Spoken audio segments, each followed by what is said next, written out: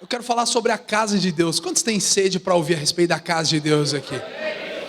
Amém? Coloca a mão no seu coração. Quero que você ore por você mesmo agora. Eu sempre peço para você orar por alguém. Hoje você vai orar por você. Senhor Jesus, eu libero a tua graça aqui nessa noite. Flui, Senhor. Flui com intrepidez. Flui com liberdade nessa noite. Dá o rema. Dá a tua palavra. Libera a tua palavra. Libera a tua palavra, filho de Davi. Libera a tua palavra entre nós nessa noite. Diga assim com força: eu abro meu coração para receber a palavra de Deus. Amém. Se você puder, coloque seu celular no modo avião. Só se você puder. Se você puder colocar no vibra, para nada nos atrapalhar nesse tempo. Bem rápido. Se tiver um dedo a mais, Guerra, aqui, um dedinho, por gentileza. Amém. Hoje eu quero falar sobre a casa de Deus. A casa de Deus tem estado no meu coração nos últimos dias, né? E você sabe, eu já vou logo falar a ênfase da minha mensagem. Mateus, qual é a casa de Deus? Veja, irmãos, a igreja é a casa de Deus. Hoje, o apóstolo Paulo escreveu que Deus, olha para cá, não conversa agora, por favor, né? Não fica olhando para baixo, olha para mim. O apóstolo Paulo escreveu que Deus, ele não habita mais em prédios feitos por mãos de homens. Se você for aqui em cima na catedral aí na igreja católica aqui, não é falando mal dos irmãos católicos não, mas é só porque é uma crença errada. Vai estar escrito assim, lá na fachada: silêncio, Deus mora aqui. Então, velho, eu tenho uma notícia triste para esses irmãos. Precisa ler a Bíblia, porque Deus não mora mais lá. Por que ele não mora mais lá? Porque ele saiu de uma casa feita de concreto, de madeira. Para ir para onde? Para ir para dentro de você. Deus decidiu morar e habitar dentro de você. E ele se manifesta ainda de maneira mais potente quando os irmãos se reúnem. Hebreus fala isso. Hebreus fala, não deixem de congregar. Não deixe de estar entre os irmãos, porque é óbvio, porque por mais que você é a casa de Deus na sua casa, Mateus, dá para alguém nunca ter pisado num prédio da igreja e ele ir para o céu? Claro que dá. Se ele invocar o nome do Senhor na casa dele, e ele pedir perdão pelos pecados, e ele nascer de novo, ele está salvo, ele vai ter o Espírito Santo habitando, mas ele nunca vai ter a plenitude da presença. Por quê? Porque a plenitude da presença está na igreja. A igreja é a casa de Deus. Salve meu mano Rui, que saudade de você, mano. Glória! Mano, vou te falar a real, eu estava aqui no louvor, falei, Senhor, o Rui podia estar aqui nessa noite. Na presença de Deus que eu falei isso, mano. Glória a Deus. Acho que Deus teletransportou só para eu te ver, aleluia. Aleluia, que alegria no meu coração. Então veja, eu nunca vou desfrutar da totalidade da presença se eu não estiver como igreja. Hoje a igreja é a própria casa de Deus. O Senhor Jesus, ele falou assim, aonde 2 ou 3 estiverem reunidos, isso é o que? Igreja, ali eu estarei no meio deles. Mas nem sempre foi assim. No Antigo Testamento, Deus de fato habitava num prédio. Quantos estão comigo aqui? Desde Moisés. E eu quero falar hoje sobre 3 personagens. Quantos, meus irmãos? Eu quero falar hoje sobre 3 personagens que tiveram apreço pela casa, que tiveram encargo pela casa, que tiveram um coração voltado para a casa de Deus. Quantos querem ouvir nessa noite? O primeiro que eu quero falar com você e conversar a respeito nessa noite é o rei Davi. Projeta para mim, por gentileza, né? 2 Samuel, capítulo 7. Eu vou te pedir vários versículos. Os irmãos têm paciência comigo nessa noite? Quantos querem ler um pouco a palavra de Deus? Eu não mandei aí, mas vai ser fácil. Você vai acompanhando que eu vou pular alguns, amém? Eu vou pular alguns, então você vem comigo. Na NVI, por gentileza, muda para mim. 2 Samuel 7, olha o que diz. O rei Davi já morava em seu palácio. Aleluia, quantos queriam morar numa mansão poderosa? Eu quero, você não quer, eu quero. E o Senhor lhe dera descanso de todos os inimigos ao redor. Certo dia ele disse ao profeta Natã: aqui estou eu, morando num palácio de cedro. Cedro é madeira, uma madeira top. Enquanto a arca de Deus, a arca é a presença, permanece, aonde, igreja? Numa simples numa simples tenda. Avança para o verso 5. Olha a resposta que Deus deu para ele. Então o que está acontecendo aqui? Pode deixar no 5. Antes de a gente ler o 5, olha para cá. Davi um dia está na casa dele. Você sabe, Davi teve momentos de muita pressão na vida dele. Ele matou um leão quando ele estava indo na casa do pai. Depois ele matou um urso. Depois ele matou Golias. Quantos lembram? E ele não era nem rei ainda. Depois Saul, que era o rei atual, quis matá-lo, quis persegui-lo. Ele passou mais ou menos, eu não sei se 7 anos, acho que mais ou menos, fugindo do rei Saul. Ele viveu muitas pressões na caverna de Adulão, aquelas guerras. Ele teve até que se aliar com os filisteus, que era o povo inimigo. Mas teve uma hora que Deus estabeleceu ele sobre Israel. Deus levantou Davi de uma maneira poderosa. E quando Deus levantou Davi, uma das primeiras coisas que Davi fez foi trazer de volta a arca. A arca aponta para o quê, meus irmãos? Fala com mais força. A arca aponta para o quê? E ele falou assim: meus irmãos, nos tempos do nosso antigo rei Saul, a gente não deu importância para a presença, mas agora eu quero trazê-la de volta. E a Bíblia fala que eles vieram, você conhece essa história, a primeira vez não deu certo, teve um cara que morreu, depois eles voltaram lá, foram derramando sangue o caminho inteiro. Eu já até preguei e disse para vocês. Mas aí quando a arca, que aponta para a presença, chegou em Jerusalém, que é a cidade de Davi, a Bíblia fala que ele montou uma simples tenda, e ele colocou a arca lá. E a Bíblia fala que pela primeira vez ele organizou o louvor em Israel. Aqui a gente tem uma sessão de 30 minutos de louvor, mais ou menos. Hoje foi um pouquinho mais. Mas a Bíblia fala que naquela época, quando Davi organizou o louvor na tenda do encontro, na tenda de Davi, que estava lá a presença de Deus, tinha louvor 24 horas por dia. Imagina que louco isso, eram vários ministros, nunca parava, era 24 horas, e inclusive Amós profetizou que Deus ia restaurar o tabernáculo de Davi. Por quê? Porque o tabernáculo de Davi está cheio de louvor e adoração. Hoje a igreja é a própria restauração dos templos do tabernáculo de Davi. Eu e você podemos viver 24 horas por dia conectados em louvor e adoração diante do Rei. Mas eu vou ficar 24 horas prostrado, assim, com cara de falando em línguas. Não. Até quando você está fazendo as coisas que você pode fazer, você pode ter um espírito voltado para o Senhor. Alguém está comigo? Mas esse nem é o meu assunto, queridos. E a Bíblia fala que Davi trouxe a arca, mas ela ficou numa tenda, uma simples tenda. Uma tenda. O que é mais caro fazer? Um sobrado ou uma tenda? O que é mais caro fazer, meus irmãos? Um prédio ou uma tenda? Uma mansão ou uma tenda? E algum tempo depois a Bíblia fala que ele edificou um grande palácio para ele. Você imagina um palácio de um rei? Como é que era? Ele edificou um grande palácio, mas veio uma seguinte crise na cabeça dele: eu moro num palácio e Deus mora numa tenda. E aí a Bíblia fala que ele compartilhou isso com o profeta Natan. Falou: Natan, a coisa está errada aqui, mano. Eu estou morando num palácio, mas Deus está morando numa tenda. Em outras palavras, acho que eu vou construir uma casa para Deus. Acho que eu vou fazer uma casa para Deus. Ele vai falar que Natan olhou para ele e falou: não, vai lá fazer, pode fazer. Aí depois a Bíblia fala que Deus falou com o Natan à noite. Falou: não, fala que não é para ele fazer não. Fala o seguinte para ele. Olha qual foi a resposta de Deus. Davi quis construir o que para Deus, meus irmãos? Fala com mais força. Você quis construir o que, igreja? Você está conectado comigo hoje? Então você é um homem mais forte no nome de Jesus. Amém? Ontem eu estava lá com os irmãos, né? A gente foi lá na Videira Santo André, teve capacitação para os radicais universitários. Aí estava o Vitor e o Léo do meu lado, né? E os moleques estavam, mano... O Lucão falava qualquer coisa lá. E aí começou até a escandalizar os irmãos da outra igreja.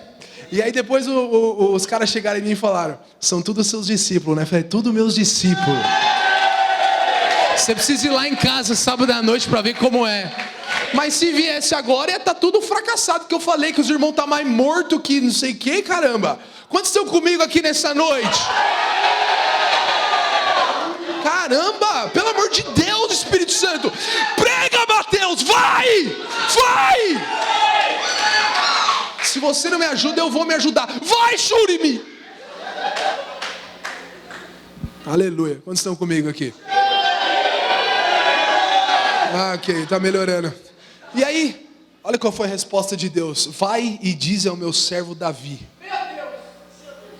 Assim diz o Senhor: você construirá uma casa para eu morar?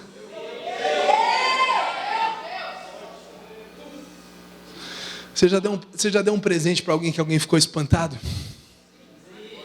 Você já surpreendeu alguém uma vez na vida? É muito ruim quando você dá um presente para alguém na DV e a pessoa despreza. Mas você já deu um presente? Uma vez eu frustrei tanto uma criança, o meu sobrinho, meu primo. A gente fez um inimigo secreto, mas ele não sabia discernir ainda que era inimigo. E era inimigo, eu tinha tirado ele, na época ele tinha uns 7, 6, 5, não lembro. Era bem pequenininho ainda. E era inimigo. Quantos estão me acompanhando? Quem lembra desse dia? Aí eu peguei uma caixa de Play 4, enchi de livro. E aí o inimigo secreto rolando, eu falei, eu tirei o Lucas, tal, não sei o que, filho do pastor Rogério. Aí ele, tal, eu falei, a caixa pesada, né? Aí ele pegou a caixa. Quando ele rasgou e viu que ele era um Play 4, ele começou a tremer. Ele começou... E aí, ele falou, PlayStation. E eu olhei pro pai dele, o pai dele queria me matar aquele dia. E aí quando ele abriu, e eu falei assim, eu estudava direito na época, eu falei, livros de direito. Aí ele, Você sabe, acho que essa foi a pior frustração da vida dele. Mas também tem aquele outro tipo de presente. Tem aquele presente que você nem imaginava. Alguém te manda uma mensagem, alguém fala algo para você, você não estava nem pensando que a pessoa poderia ter aquele tipo de consideração por você. Deus olha para Davi e fala, você construirá uma casa para eu morar? Você está pensando em casa para mim? Avança, por favor. Não tenho morado em nenhuma casa desde o dia em que tirei vocês, israelitas, do Egito. Tenho ido de uma tenda para outra, de um tabernáculo para outro. Verso 7.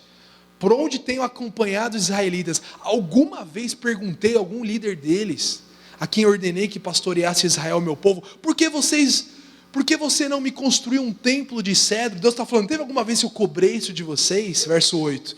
Agora, pois, diga ao meu servo Davi, assim diz o Senhor dos exércitos, eu tirei você das pastagens, onde você cuidava dos rebanhos, para ser o soberano de Israel, o meu povo. E agora você está querendo me construir uma casa, Davi. Em outras palavras, Davi, você acessou algo que ninguém mais acessou. Davi, você entendeu algo que ninguém mais entendeu. Desde Moisés, Deus tinha manifestado o seu desejo de habitar. Mas até então ninguém nunca tinha tentado, ou pelo menos desejado surpreender o Senhor com alguma coisa. Mas Davi falou assim, eu quero construir uma casa para o Senhor. E aí sabe qual foi a resposta do Senhor para ele? Ele continuou falando, ainda não tenho tempo de ler tudo, mas avança para o verso 11, por favor. E muda para RA. Muda para RA, porque na RA tem mais significado o verso 11. Olha o que diz lá na terceira linha. Dar-te-ei, porém, tá certo? Descanso de todos os teus inimigos. Também o Senhor te faz saber que Ele, o Senhor, te fará casa.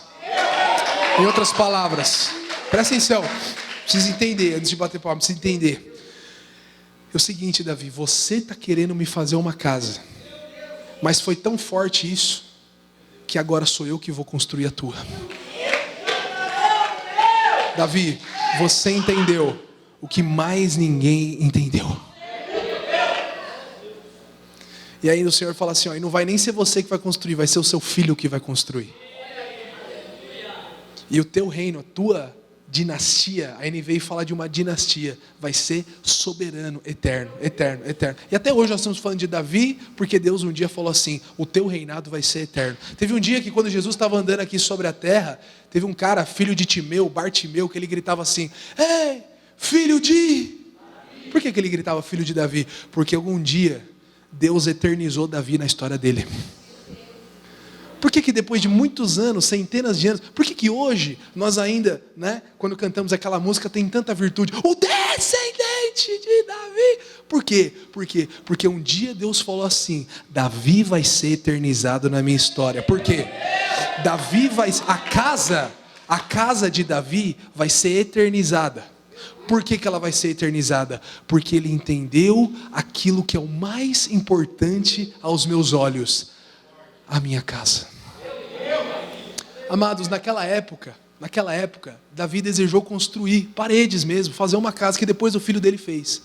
Mas hoje a maneira de eu e você valorizarmos a casa do Senhor é valorizando as pessoas da casa do Senhor, é desejando construir e edificar. Porque veja, naquela época eram usadas pedras, mas agora o apóstolo Pedro diz que eu e você somos as pedras. Não pedras como as outras pedras, mas eu e você somos pedras vivas. Então quando Deus olha para nós aqui, Ele vê um monte de pedra que construída junto faz parte da casa.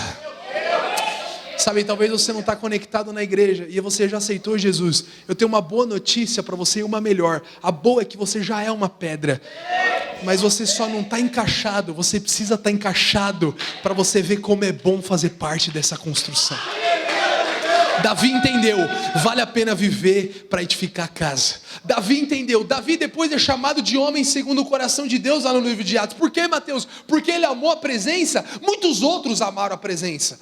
Porque ele era ministro de louvor, muitos outros compuseram louvores. O livro de Salmo está repleto de gente que escreveu lá um monte de louvor para o Senhor. Mas teve uma coisa que ninguém mais fez: Davi entendeu que a casa era o mais importante para o Senhor.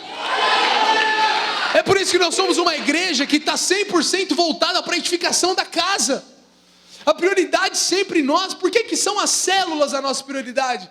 Porque, Mateus, tem tanta igreja mais cool nesses dias, tem tanta igreja mais legal, tem tanta igreja que está fazendo umas coisas aí. Sabe por quê, irmãos? Porque tem um monte de igreja também que não está preocupado com a casa, está preocupado com qualquer outra coisa. Está preocupado com um evento avulso, está preocupado com chamar uma artista, uma banda e lotar um prédio aqui de pessoas que ele nem sabe o nome, nem sabe o contato. Nós estamos preocupados com a edificação de uma casa para Deus. Nós estamos preocupados em pegar essas pedras, conectar umas nas outras, construir, gerar liderança, gerar filhos, lotar encontro com Deus, batizar pessoas, multiplicar célula, crescer célula. Só isso que eu estou importando. Só isso. Sabe, eu louvo a Deus porque Deus tem nos dado as outras coisas também. Telão de LED é outras coisas. Um louvor legal, chapado igual estava hoje, o Senhor tem dado também. Mas olha, até isso é secundário. O principal é a casa. O principal são as vidas.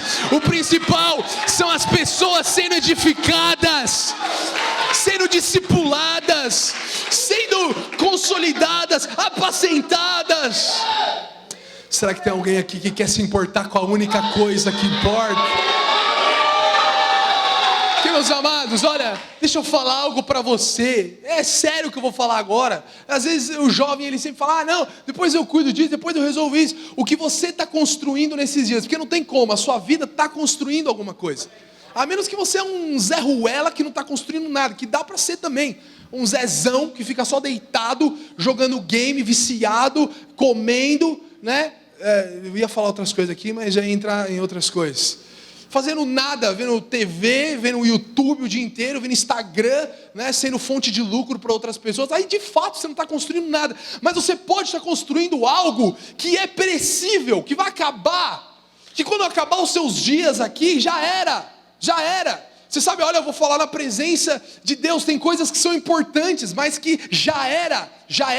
Eu quero ter dinheiro, é claro, eu quero prosperar, eu quero levar a minha esposa, quando a gente fizer 25 anos de casamento, para Dubai, e alugar um carro louco, e, aleluia, eu estou recebendo para mim mesmo, aleluia. Mas veja, isso tudo vai passar, e quando chegar diante do Senhor, é porque você pensa pouco nesse dia. Eu penso muito nesse dia. Eu penso muito, eu anseio muito. Esse dia está cada vez mais próximo para mim, porque um dia eu vou comparecer diante do Senhor, e a pergunta que Ele vai fazer, e Ele vai olhar para mim, Ele vai olhar e Ele vai analisar a construção que você trouxe com você, o que você trouxe com você, vai para a eternidade ou fica? Você vai para a eternidade, porque você é filho de Deus. Quando dizem amém? Mas a questão é, a construção vai também. Deixa eu te falar, toda vez que você faz uma visita, líder de célula, esse peso de glória vai com você. Olha para cá, toda vez que existe uma multiplicação e um líder é levantado, esse peso de glória vai com você. Toda vez que nós batizamos uma pessoa, nós levamos ela para a eternidade junto conosco. Toda vez que nós queremos falar de casa, da expansão da casa, nós estamos contribuindo para algo que não é perecível, para algo que não vai acabar, para algo que é eterno. Eu não sei você, mas esses dias eu quero mirar minha vida, eu quero apontar minha vida para esse lugar. Eu vou morrer indo para esse lugar, onde eu edifico coisas. O Senhor Jesus disse, não ajuntei tesouro nessa terra, mas ajuntei tesouros lá no céu, onde nem a traça... Você entendeu o que eu falei? Vocês estão comigo aqui nessa noite? Sabe, nessa noite você vai sair de uma posição de mediocridade diante de Deus. Nessa noite você vai sair e sabe, irmãos, não tem idade para começar a edificar a casa. Não tem idade. Deus aceita crianças edificando a casa. Deus aceita adultos edificando a casa. Não importa a tua idade, não importa o teu tempo de crente, importa você mergulhar naquilo que é o mais importante aos olhos do Senhor. O segundo personagem que eu quero falar com você rapidamente, está lá em 2 Reis, capítulo 22. A Bíblia fala sobre um rei, está avançando o tempo aqui, oh Deus, me dá graça, chamado Josias. Eu compartilhei na reunião do domingo de manhã, mas eu nunca acho que compartilhar uma vez só é suficiente. Tem coisas que eu já compartilhei 100 vezes na minha vida e falaria muito mais. Então a glória é justamente você insistir na revelação para que ela cresça dentro dos corações. Então, líder de célula, nunca fique em intimidade de repetir uma coisa, de dar o mesmo exemplo, de falar a mesma coisa. Toda vez que você fala, o Espírito produz coisas novas na vida das pessoas. Amém, meus irmãos? Mas a Bíblia fala sobre um rei chamado Josias. Seu pai era Amon, um perdedor. Seu avô era Manassés, um pior dos perdedores. A Bíblia fala que ele foi o pior rei de Israel. O pior. Ele levou a Israel, eu só vou resumir dessa maneira que eu preciso avançar na palavra. Ele levou a Israel a ser pior do que as nações mundanas. É isso que diz a Escritura. Você acredita em mim? Se você não acreditar, depois você só lê lá, 2 Reis, capítulo 20 a 22. Ele levou Israel a ser pior. Deixa eu te dar um exemplo aqui. O mundo, quais são as bandeiras que o mundo está levantando? A homossexualidade, Israel fazia pior, na época de Manassés. Ela está levantando o quê? Uso de droga, legalizado. O Israel fumava legalizado há muito tempo já. Está levantando o que mais bandeira? Casamento de animal, não sei o quê. Israel já estava na cama com o animal. Era pior, você consegue imaginar? A igreja fica pior que o mundo. Como que isso pode acontecer? Com um líder corrompido. Mas Josias, diga Josias. Quero falar sobre 3 pessoas que valorizaram a casa. A primeira é quem, meus irmãos, que eu falei? A segunda é quem, meus irmãos? Josias. A Bíblia fala que ele foi um dos maiores avivalistas da história dele. Eu vou ler aqui para você, porque eu não vou ler na Bíblia não, porque se eu for ler na Bíblia, é um capítulo inteiro falando da revolução que ele fez em Israel. Eu fiz alguns tópicos aqui, rapidamente. Ele retirou os utensílios de Baal de dentro do templo do Senhor. O vô dele tinha colocado Baal dentro do templo. O filho de Davi, que é Salomão, construiu o templo, construiu a casa. Aí o endemoniado foi lá e colocou coisa de Baal. Colocou coisa de Azerá, outro demônio também, outra potestade. Colocou coisa que a Bíblia fala, chama de exércitos celestes. O que é exército celeste, Mateus? Não sei. Adoração à lua, adoração à estrela. Você já viu as 3 Marias? Quando você viu as 3 Marias no céu? Lá ele adorava 3 Marias. Virou uma palhaçada. O que Josias fez? Retirou, diga, avivalista. Eliminou sacerdote pagão. No meio de Israel, tinha pastor que era mundano. Mas não é do jeito que eu estou falando aqui. Era como se viesse uma pessoa aqui, né? Tinha gente, né? Tava bagunçado. Era como se, vou dar um exemplo melhor. Era como se viesse aqui nessa noite e falasse: irmãos, aleluia. Hoje quem vai compartilhar a palavra é o pai de santo Jobson. Vem, pai de santo. Tava assim, Israel. Tava assim. O sacerdote do Senhor comia na mesa com o sacerdote do diabo. Quem vai compartilhar hoje é ele, Josias Júnior da Umbanda. Vem aqui compartilha e fala: gente, é o seguinte, adoração à árvore, partiu. Olha como estava Israel, mas Josias retirou, diga aleluia. Estava tendo naquela época casa de prostituição em adoração, prostituto cultual, que significa fazer sexo em adoração. Estava tendo tudo isso. Josias derrubou essas casas. Josias derrubou todos os altares para outros ídolos que não o Senhor. Josias acabou com o sacrifício a Moloque. Moloque, o que é Moloque, Mateus? Eu não sei se você sabe, quando a gente chama alguém de moleque, fala moleque, é em alusão a Moloque, que era um deus. Esse deus exigiu o quê? Sacrifício de criança. Estava sendo praticado o sacrifício de criança em Israel. Imagina eu chegasse aqui, era tipo isso, fala: gente, hoje nós vamos oferecer o Filipinho. Israel estava assim. Mas Josias acabou com esse desgraçado. Josias, irmãos, naquela época, os caras consagraram cavalos e carruagens ao sol. Consagraram. Macumbaria, feitiçaria. Josias queimou todos. Gente, a Bíblia fala que tinha coisa, só mais duas coisas aqui, rapidamente. Tinha coisa de idolatria que estava levantada desde Salomão. Josias derrubou tudo. Centenas de anos antes, Josias derrubou. Tinha coisa que estava levantada desde Jeroboão. Foi ali, irmãos, um dos primeiros reis de Israel. Josias é um dos últimos. Sei lá, 400 anos na frente, não sei. Tinha coisa levantada. Sabe, isso fala de potestades fortes, que não caía nem a pau. Josias, ele foi lá e derrubou tudo. Por último, Josias matou todos os macumbeiros que estavam em Israel. Foi poderoso o que ele fez? Agora eu quero te contar rapidamente o que aconteceu. Eu não vou nem ler na Bíblia. Eu não vou nem ler, porque se eu for ler vai demorar. Quantos estão comigo aqui? A Bíblia fala que um dia alguém foi lá e leu o livro da lei para ele. O seu escrivão, chamado, se não me engano, Samã ou Safã, não lembro direito agora, Safã. O escrivão, chamado Safã, a NVI fala que era o secretário dele, trouxe o livro da lei. Que livro da lei, Mateus? O livro da lei de Moisés. Naquela época eles estavam ainda debaixo da lei de Moisés. Hoje nós estamos debaixo da lei da graça. Moisés já passou. Mas naquela época a aliança de Deus era com a lei de Moisés. Quantos estão me acompanhando? Só que detalhe, naquela época, como os pais dele foram completamente corrompidos, o pai e o avô, fazia 75 anos, eu fiz as contas pela idade dele, 75 anos que ninguém nem sabia onde estava o livro da lei. Você consegue imaginar 75 anos? Por isso que as crianças nem sabiam quem era Jeová, nem sabia quem era o Deus de Israel. 75 anos, a Bíblia fala que o livro estava jogado, e que o sumo sacerdote de repente falou: ô Safã, leva lá para o rei. E a Bíblia fala que quando Safã começou a ler a lei para Josias, ele falou: meu Deus do céu. Vamos só ver a reação de Josias? Projeta para mim, por gentileza. Ellen, 2 Reis 22, verso... 2 Reis 22, rapidamente, vai no verso 11. Olha que foi a reação do rei quando ele ouviu a lei. Tendo o rei ouvido as palavras da lei, o que ele fez, meus irmãos? Avança para mim. Avança mais um.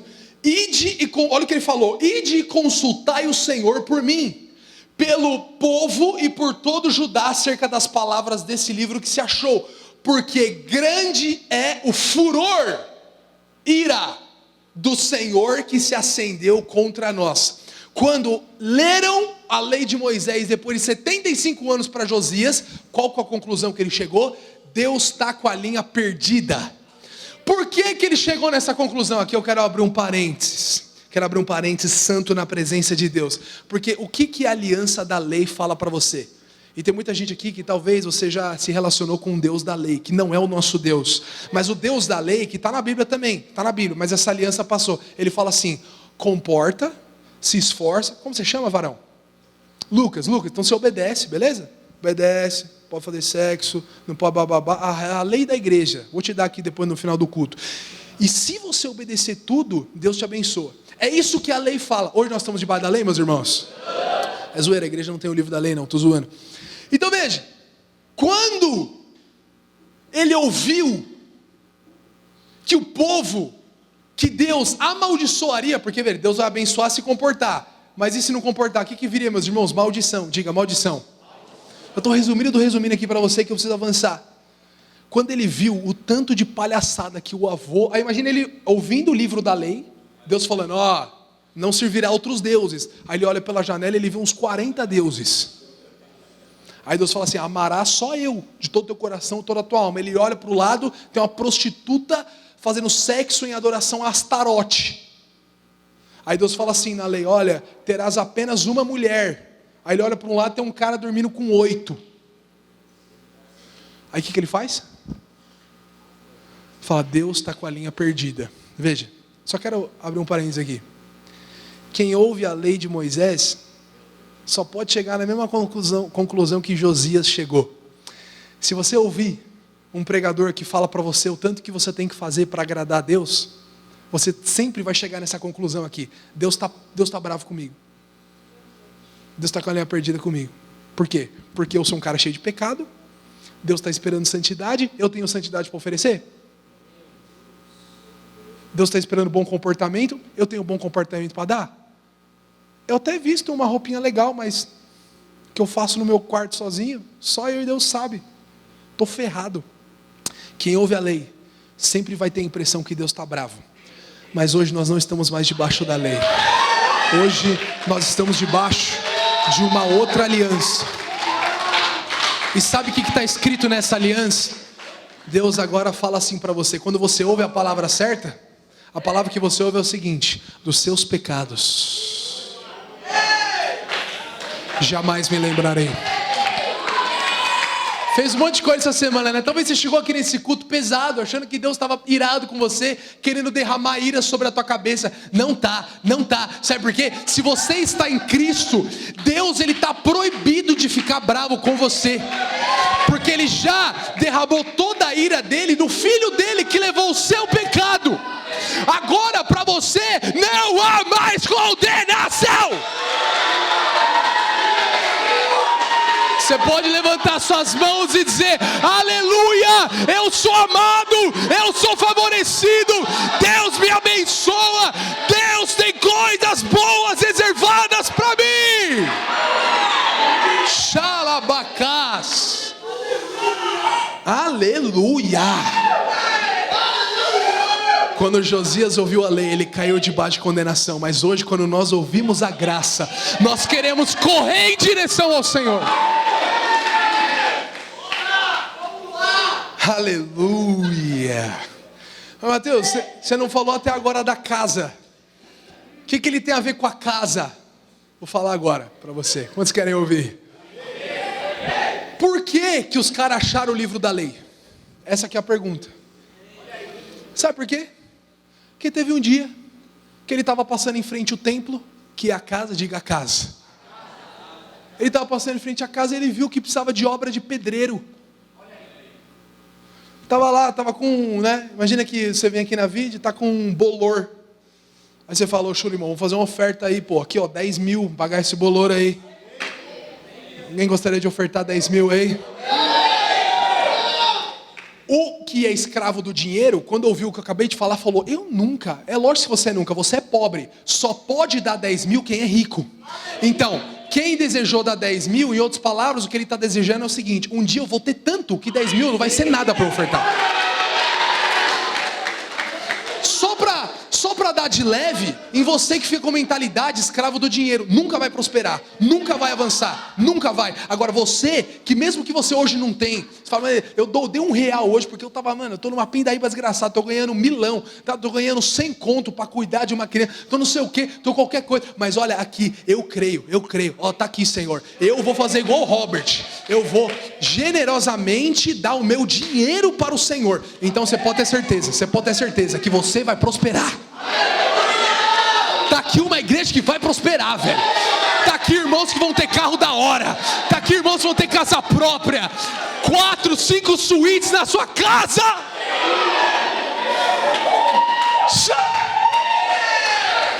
Aleluia, aleluia. Mas eu não sou o pregador da prosperidade, eu sou o pregador da casa.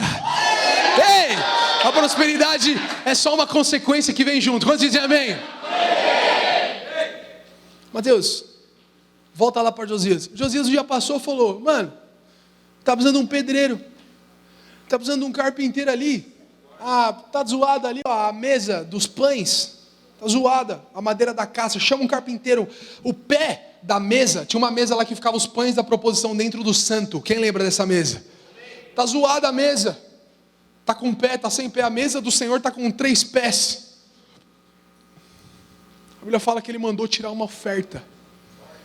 Na verdade já tinha sido tirado. Pega o dinheiro da oferta, fala para os caras pagar os pedreiros, porque vamos deixar a casa de Deus reparadinha, né? Fazer pelo menos o básico de pedreiragem. Quantos estão comigo aqui?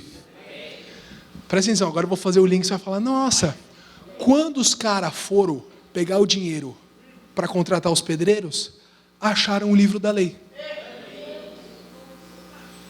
Ele nunca tinha sonhado com avivamento, nunca tinha sonhado com nada, nunca tinha sonhado com ser grande diante de Deus. Aí ele só desejou fazer uma obra de pedreiro. Aí os caras achou o quê, meus irmãos? Aí o livro da lei vem parar nele.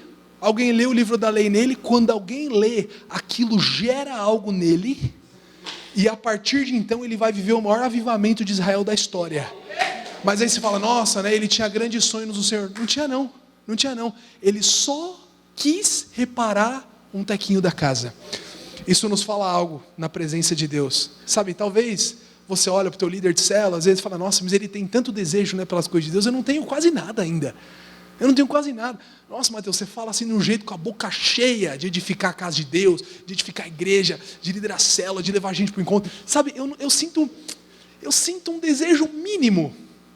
O desejo que eu tenho é um desejo mínimo de, sei lá, abrir minha casa para receber a célula. Deus vê isso da mesma maneira. Presta atenção. Deus vê esse pequeno encargo como o mesmo pequeno encargo que Josias teve. É que você ainda não viu o que esse pequeno encargo, o que esse pequeno desejo do teu coração vai virar daqui 10 anos na sua vida. Quando você tem o mínimo de encargo, é como se Deus olhasse e falasse assim: ah, garoto, então você está importando com aquilo que é o mais importante para mim. Josias, você acha que você está fazendo só uma obra de pedreiro, né? Você vai ver como que eu vou te levantar nesses dias. Líder de célula, você acha que você está fazendo só uma visita, né? Você vai ver o que isso vai resultar para você. Ei, você está levando portada na cara. Você está fazendo só uma reunião de célula vazia que ninguém vai, né? Você acha que isso é pouco? Você acha que você tem pouco encargo? Que tem outro líder de célula que tem mais encargo? O Senhor fala para você: eu só preciso desse seu mínimo encargo para produzir um grande avivamento na sua vida. Homens que valorizaram a casa. Diga: a casa de Deus. E por último, o profeta Ageu. Eu quero falar hoje com você de Davi, de Josias e de quem, meus irmãos? Ageu foi um moleque da nossa idade, que era um outro momento de Israel. Davi foi o segundo rei. Josias foi um dos últimos reis. Dos últimos por quê, Mateus? Porque Deus matou todo mundo quase e mandou todo mundo escravo. Porque Deus perdeu a linha de tal maneira. No Velho Testamento, Deus perdeu a linha de tal maneira, mas no Novo, Deus nos ama de tal maneira. Aleluia, aleluia. Eu fico empolgado. Alguém está empolgado aqui nessa noite? Olha aqui. Olha, eu estou numa sequência. Presta atenção. Obrigado, presta atenção. Davi, Josias muitos anos na frente, e agora um pouco na frente. Qual é o terceiro personagem, meus irmãos? Ageu. Esse eu quero ler com você. Projeta para mim, por gentileza. Ageu, capítulo 1. Aleluia. Se a banda quiser vir comigo, eu vou encerrar na presença.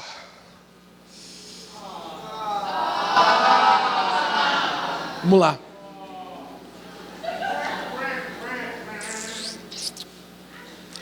Ageu 1, 2. 2. Olha qual foi a palavra de Ageu. O povo estava cativo. Aonde, Mateus? Na Babilônia. Já ouviu falar? Babilônia. Já ouviu falar? Lembra quando o povo ficou 70 anos na Babilônia? E aí depois o povo voltou, depois de 70 anos. Ageu profetizou quando os caras voltaram, porque quando os caras voltaram sem identidade. Sabe quando você vai, desvia, 3 anos, volta. Chega na igreja, você já como? Parecendo um ímpio. É verdade, você perdeu a cultura, você perdeu o mover. Antes você profetizava, agora na hora da oração você fica incomodado, aí você fala, meu Deus, antes você tal, agora você está deslocado, tal, blá. Os caras voltaram perdidos depois de 70 anos na Babilônia, e era para eles fazer a primeira coisa o quê? Davi, quando assumiu o reinado, qual foi a primeira coisa que ele fez? Trouxe a presença. Mas o templo, quando eles voltaram, estava arregaçado. Por quê? Porque os babilônicos destruíram tudo. Era para eles fazer o quê? Levantar a casa. Alguém está me acompanhando aqui? Deus estava ansiando para que alguém desejasse reparar a sua casa que estava destruída. Mas os caras estavam como? Aí Ageu levantou para profetizar, que os caras não estavam nem aí. Olha o que diz. Assim fala. Não é nem assim diz, assim fala. Deus bradou naquele dia. Assim fala o Senhor dos Exércitos. Pode vir comigo alguém mais aí, por favor? Porque esse pad está falhado, né? Vamos avançar. Tá nada, mano. Tá nada, aleluia. Precisa ter o programa aí. Quantos estão comigo na presença de Deus? Aleluia. Aleluia. A Stephanie, eu estou em paz aqui, amém, querido? Estou zoando. Assim fala o Senhor dos Exércitos. Esse povo diz. O que esse povo diz, meus irmãos? Não veio ainda o tempo em que a casa do Senhor deve ser edificada. Esse povo diz assim, não é tempo ainda não de edificar a casa do Senhor. Não é tempo ainda não de me envolver com essas coisas, igreja. É impressionante, né, irmãos? Uau, a nossa igreja é tão envolvente, né? Não é tempo ainda não de eu participar do trilho do vencedor, de eu fazer os cursos. Sabe, deixa eu ir com calma aqui. Meus irmãos, estou lendo a Bíblia para você. Esse povo diz, não veio ainda o tempo em que a casa do Senhor deve ser edificada. Avance. Por isso, a palavra do Senhor veio novamente por meio do profeta Ageu. Acaso, dizendo, avance, tem que ser na NVI. Isso, verso 4 na NVI. Acaso é tempo de vocês morarem em casas de fino acabamento? Gostei dessa expressão, né? Olha o que Deus está falando, que louco. Enquanto a minha casa continua destruída. Sabe, você está morando em mansão, mas a casa do Senhor está destruída. O Senhor está falando, acaso? Verso 5.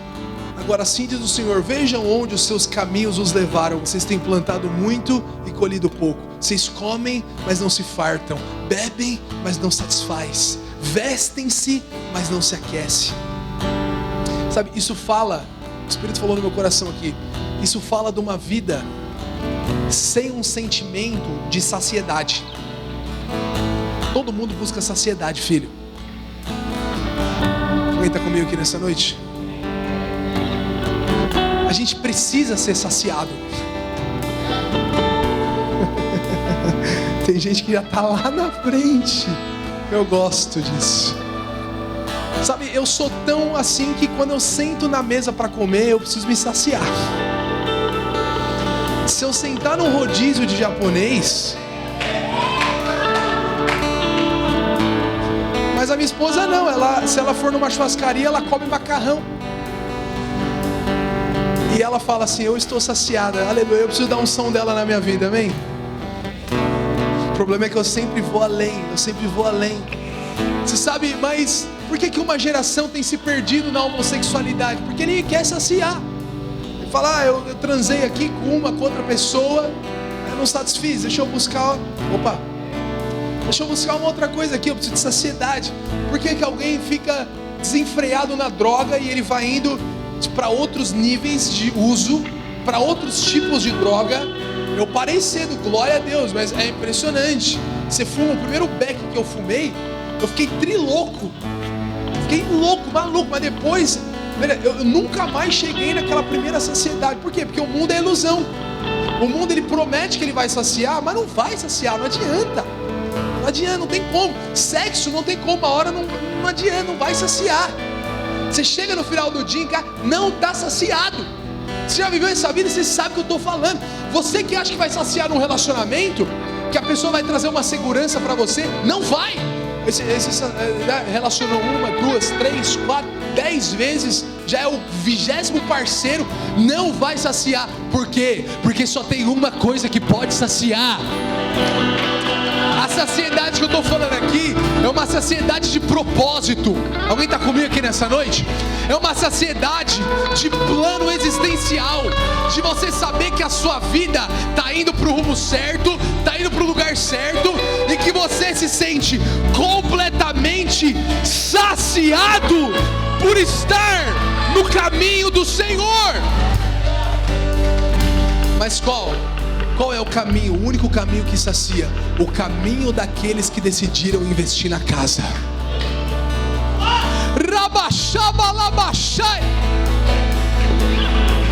Tem uma saciedade, tem um sentimento de satisfação poderoso quando você sabe que você está edificando a casa.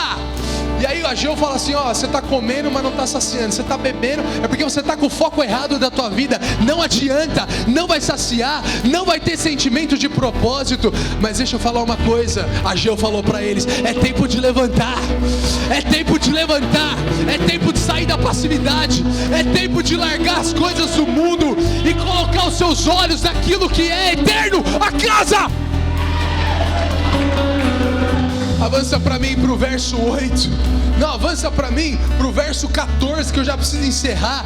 E aí olha o que diz o verso 14. Assim o Senhor encorajou. Deus vai encorajar pessoas aqui nessa noite. Zorobabel, filho de Sealtiel, sumo sacerdote Josué e todo o restante do povo. E eles começaram a trabalhar na casa. E eles começaram a edificar a casa. E eles começaram a se envolver com a casa.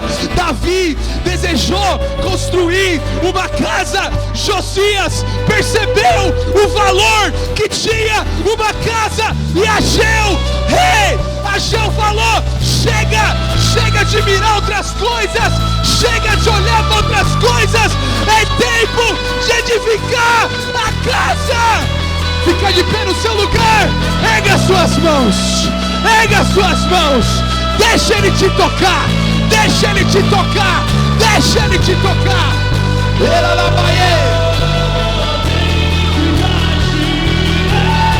O descendente de Davi.